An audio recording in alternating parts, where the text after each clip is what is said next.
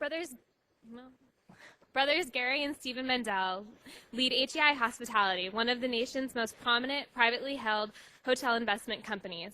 Their ability to recognize investments with the highest revenue potential and maximize operational efficiencies has allowed them to achieve great success with owners and investors. Since most of their properties are managed by their wholly owned subsidiary, Merit Hospitality, Gary and Stephen Mendell fully capitalize on their investments by aligning their interests and strategies with those of their investors. In 1985, Gary Mendell co-founded HEI's predecessor, which became one of the fastest growing hotel investment firms in the United States. In 1997, he sold the majority of the company to Starwood Lodging and Trust and was named president and elected to Starwood's board of trustees. During his tenure with Starwood, he acquired the Westin Hotel chain and ITT Corporation.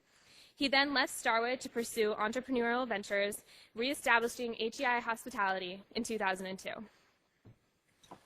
As the Executive Vice President of Acquisitions and Development, Stephen Mendell oversees all corporate acquisitions and investment opportunities for the company. A co-founder of HEI's predecessor, Mr. Mendell was integral to the company's $800 million acquisition programs. In addition to his work with HEI, he co-founded the London office of HVS International in 1990, and he became chairman of its International Operations Division. Under their leadership, HEI has a total investment of 27 hotels to date, with their capitalization at $1.3 billion. All of these hotels are managed by Merit Hospitality under well-known brand names such as Westin, Marriott, Sheraton, and Hilton. Brothers Gary and Stephen Mendell truly exemplify the hotelly entrepreneurial spirit, and it is an honor to welcome them back to the hotel school.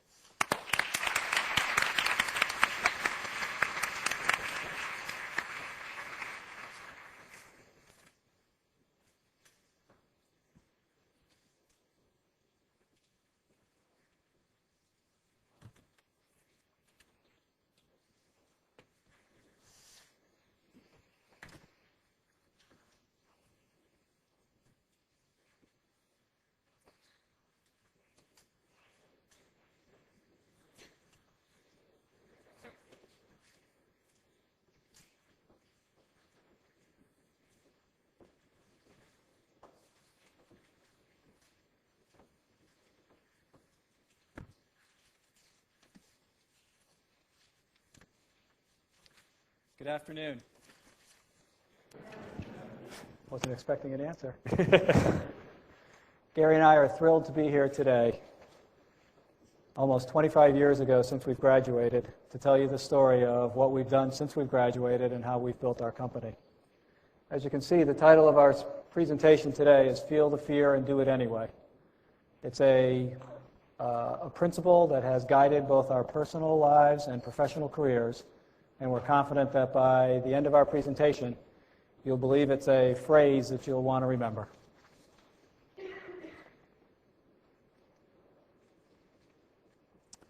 Gary and I started our company just a few years after graduation.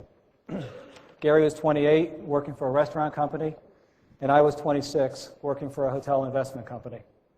And at the time, when I was working in the hotel investment company, we were working on different deals that we were doing throughout, acquiring different hotels throughout the country. And I called Gary, and even though I'd only been there for a year, I called him and said, you know what, I don't think it's that difficult. I think we could figure out how to do it, and I think we could start our own company. And he said, well, I don't know. I'm not sure that we actually could, because even though we have maybe a lot of energy, I don't know if we have enough credibility to actually convince investors to invest with us. So we came up with an idea to contact Steve Rushmore, another hotel school graduate, and ask him if he would join our company, because Steve was president of HVS, which is was the leading hotel valuation companies at the time. So we figured that if Steve would give his stamp of approval on a deal that we were looking at and said that it was worth what we thought it was worth, then investors would invest. And so Gary said, okay, I think that's a great idea. If we can get Rushmore, let's do it. So we went and met with him, and in a very short period of time, we struck a deal, and we decided to go forward. Now, the title of the speech is Feel the Fear and Do It Anyway. And at this time, a lot of people might be very nervous or concerned about starting their own company. But at this particular juncture, we really weren't that afraid. And the reason why is because our family was in the restaurant business, and my father operated a successful restaurant called Duchess in Connecticut. And this is a picture of Duchess up on the slide.